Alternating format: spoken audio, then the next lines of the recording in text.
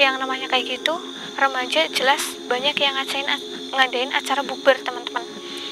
Dan dia itu diajak bukber sama teman-teman lamanya gitu teman-teman, sama teman-temannya. Waktu bukber udah selesai makan, tapi dia pada saat udah selesai nggak tahu apa yang terjadi setelah itu teman-teman. Waktu dia bangun, tiba-tiba dia udah berada di sebuah kamar tanpa dia itu menggunakan pakaiannya teman-teman. Iya, jadi sama sekali nggak ada kain yang menutupi badannya. Assalamualaikum warahmatullahi wabarakatuh. Halo sahabat Laslas, alhamdulillah berjumpa lagi dengan saya Isma ya teman-teman ya. Ini saya bareng lagi dengan Mas Saifi teman-teman. Dan ini tuh sebenarnya saya sama Mas Saifi tuh mendadak teman-teman datang ke sini. Jadi tadi tuh ceritanya ya teman-teman, waktu siang ini kan kita mau penelusuran dan ini lokasinya itu lumayan jauh ya Mas Saifi ya dari kota kita. Nah waktu kita sampai ini saya, Mas Saifi dan tim yang lain kan istirahat dulu di hotel gitu ya teman-teman ya. Nah waktu di hotel, ternyata di hotel itu ketika saya masuk ke kamar saya ngerasain sesuatu teman-teman. Dan gak lama kemudian ada yang bercerita ke saya, ini orang situ ya teman-teman ya. Ini dia itu bilang katanya di situ beberapa minggu yang lalu ada kejadian yang lumayan ini teman-teman. Dan setelah saya telusuri teman-teman di situ, tadi waktu saya sampai belum sempat istirahat, saya udah telusuri dulu, tapi mohon maaf ya kita nggak record karena ini juga privasi itunya ya teman-teman ya, dari pihak sananya nggak boleh gitu. Setelah saya telusuri dan ternyata waktu saya ini ya teman-teman ya, saya lihat ada sesuatu yang berpindah ke lokasi ini teman-teman. Dan ini sangat berkaitan dengan kejadian yang berada di hotel. Yang saya lihat itu seorang gadis ya teman-teman ya, seorang gadis. Dan ini ngeri banget yang saya lihat, makanya tadi saya waktu udah istirahat saya langsung ajak Mas Saifi untuk langsung datang ke sini biar urusan penelusuran itu setelah ini. Soalnya ini tuh lebih ini teman-teman, lebih penting yang ini. Soalnya katanya kan kalau di kayak gitu kan ada yang jaga kan 24 jam ya teman-teman ya. Waktu malam kan sepi ya teman-teman ya. Nah katanya di sekitar di basement, depan basementan itu yang jaga security-nya itu semenjak kejadian itu sering kayak mengalami hal-hal yang aneh teman-teman. Kayak ada yang tiba-tiba ada mobil di itu ya teman-teman ya, tiba-tiba nyala. Padahal nggak ada pemiliknya di situ, pemiliknya nggak di dalam mobil gitu maksudnya teman-teman. Ini padahal sebelum itu tuh nggak pernah namanya yang terjadi kayak gitu. Yang saya tanya sama beliau ya teman-teman ya, ini bapak emang udah lama gitu? Saya udah lama mbak di sini, tapi baru kali ini ada kejadian seperti ini gitu teman-teman. Setiap malam digangguin terus gitu.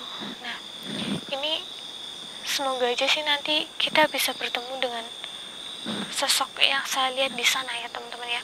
Karena waktu saya pancing di sana untuk berinteraksi dengan saya, dia itu nggak mau. Dan dia tuh nunjukin ke daerah sini. Ini juga jangkauannya lumayan jauh ya mas ya, dari itunya ya mas ya.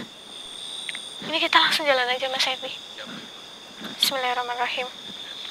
Ayo teman-teman.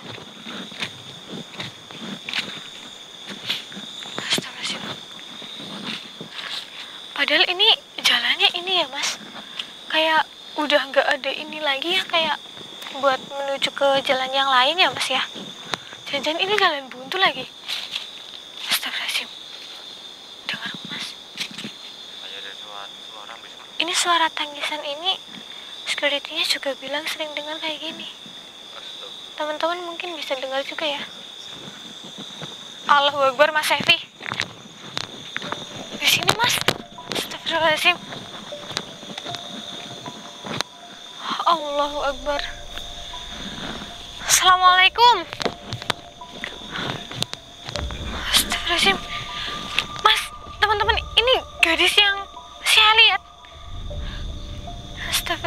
Astagfirullahaladzim, ya Allah.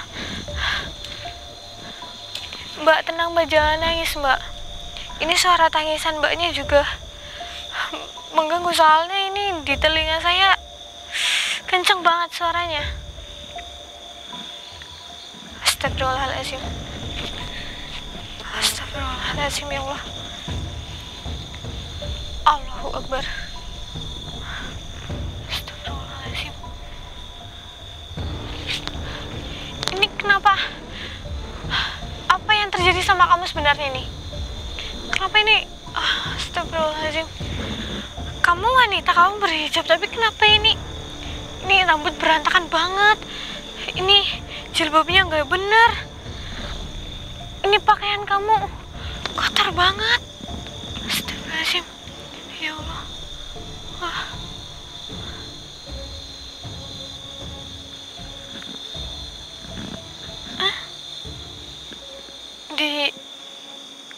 Astagfirullahaladzim.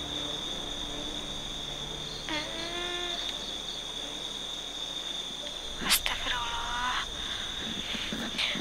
Tapi kamu waktu itu banyak kan ada teman-teman yang lain?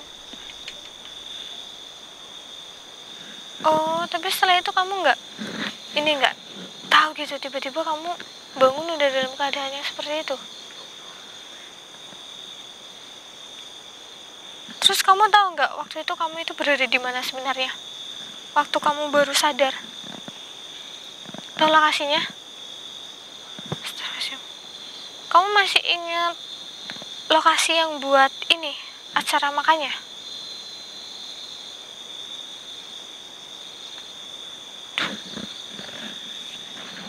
Itu kan lokasinya jauh dari hotel yang saya ini.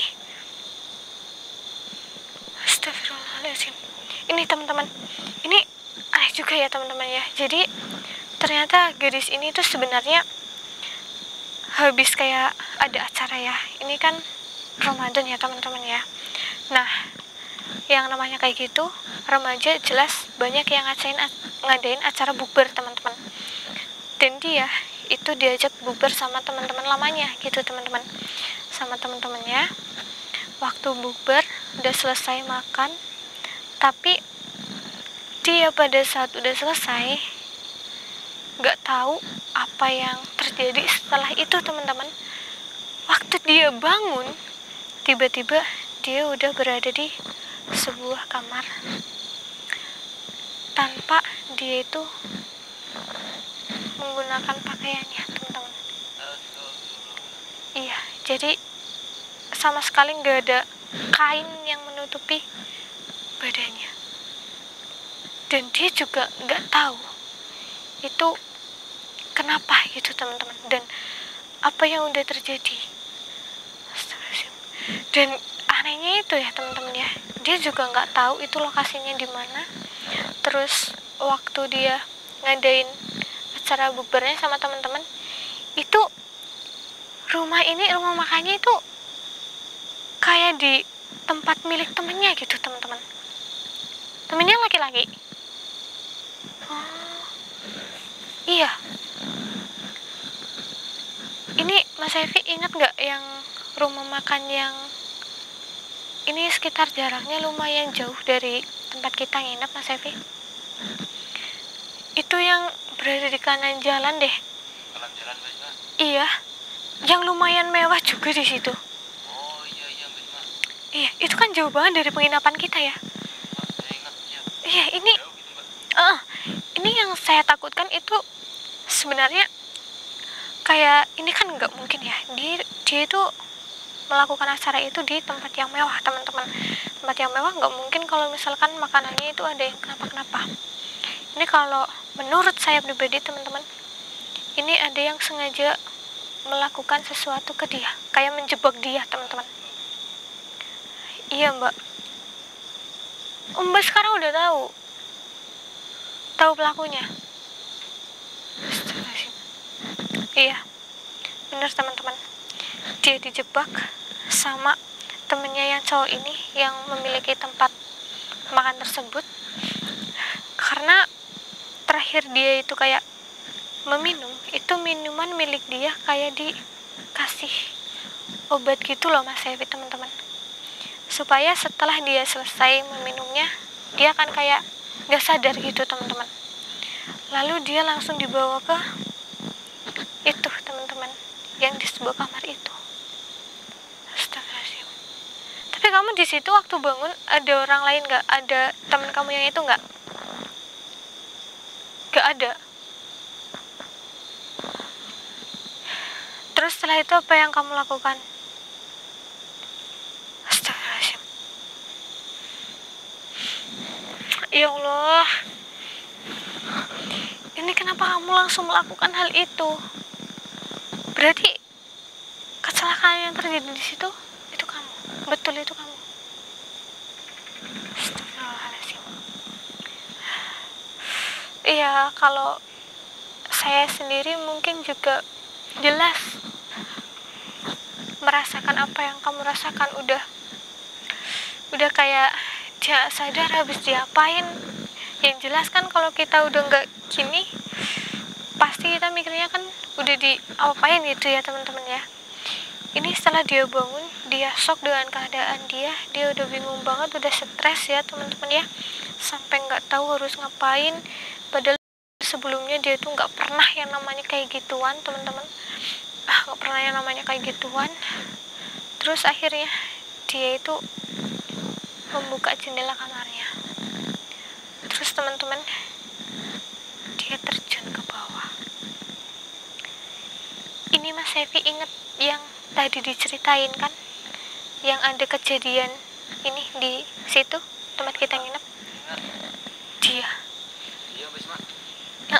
wanitanya, dia teman-teman, dia yang melakukan hal itu di situ, karena dia udah bingung banget, udah nggak tahu arah, dia kayak udah kehilangan segalanya gitu teman-teman. Jadi dia melakukan hal yang seperti itu, dia terjun ke bawah sampai dia itu meninggal di situ teman-teman. Iya, kamu jatuh di area depan itu kan, basement. Ini soalnya gedungnya tinggi banget ya Mas ya.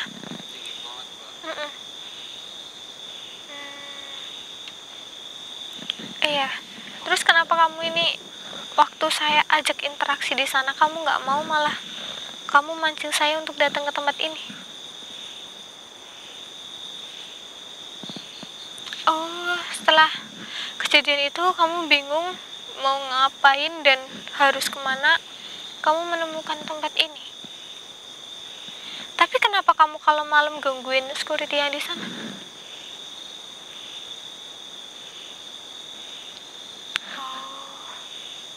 Dia masih ini teman-teman, kayak dia masih nggak terima karena dia itu udah kayak gitu di situ. Apa di situ nggak ini kayak yang dia pikirin, kok ini kayak gini gitu teman-teman. Padahal kan yang namanya kalau udah kita masuk ke situ jelas itu udah privasi, kayak yang datang kan tamunya gitu. Kita kalau yang bekerja di situ ya udah tinggal kerja aja, kalau misalnya suruh jagain ya jagain gitu ya Mas Evi ya. Nggak ada urusan kenapa nggak ada kayak gitu Mbak.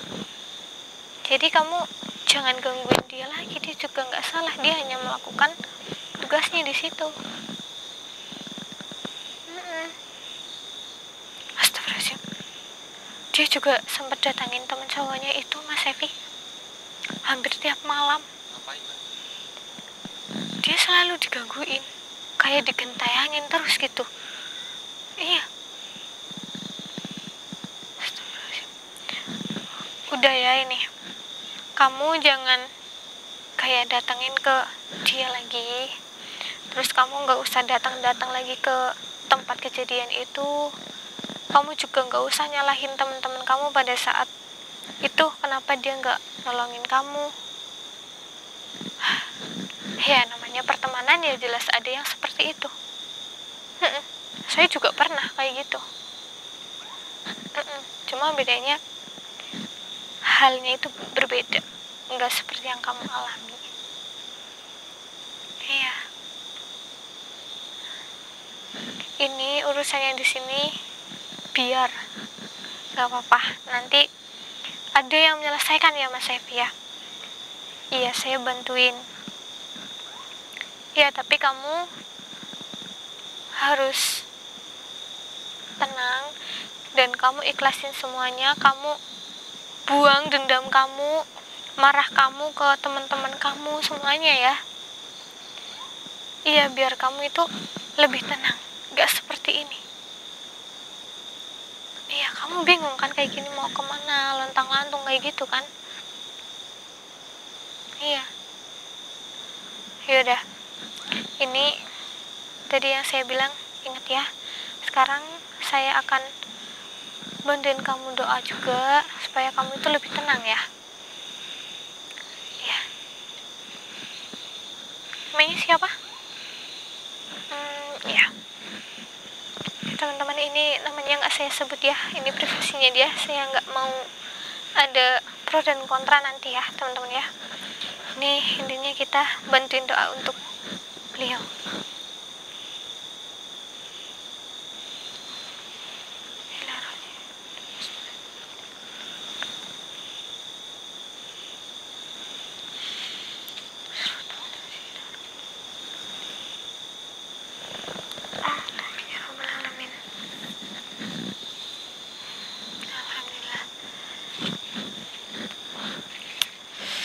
Ini kalau kayak gini kita bantuinnya susah ya Mas ya, kalau kita nggak ada buktinya gitu teman-teman.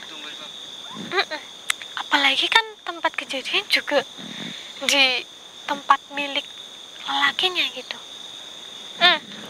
Ini saya ada ide nih Mas, gimana kalau misalkan kita datengin ke rumah makan tersebut kalau ini ya, kalau siang, kalau enggak kalau sore kita datengin ke tempat itu, terus kita bilang, kita tunjukkan video ini, pastikan cowoknya kan paham dengan pakaiannya yang dikenakan juga, dan namanya juga tadi saya dikasih tahu ini inisialnya A dia ya teman-teman ya.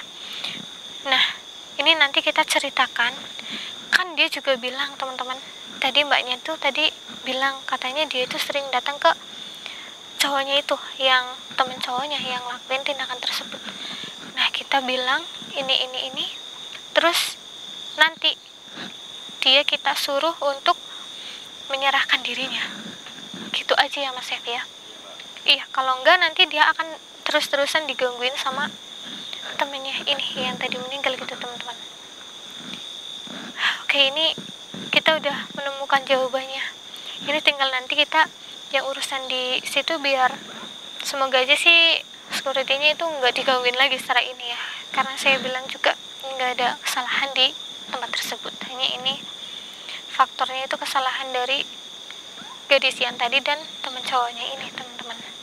Ini kita ambil pelajaran dari sini ya teman-teman ya, kita jangan terlalu mempercayai teman kita gitu aja ya teman-teman ya, karena kita nggak tahu, kadang kita baik tapi tiba-tiba kita ditusuk dari belakang, kan nggak tahu teman-teman. Jadi jangan terlalu percaya, jangan terlalu baik juga. Kalau terlalu baik kebanyakan dimanfaatin, iya nggak Mas Evi? Kalau saya seringnya kayak gitu teman-teman. Iya, yaudah, ini saya sama Mas Evi pamit dulu teman-teman, kita lanjut istirahat dulu, soalnya dari sampai di situ kita belum istirahat ya Mas ya, baru istirahat sebentar, jadi kita harus balik dulu teman-teman. Ini kita pamit. Assalamualaikum warahmatullahi wabarakatuh. Mas.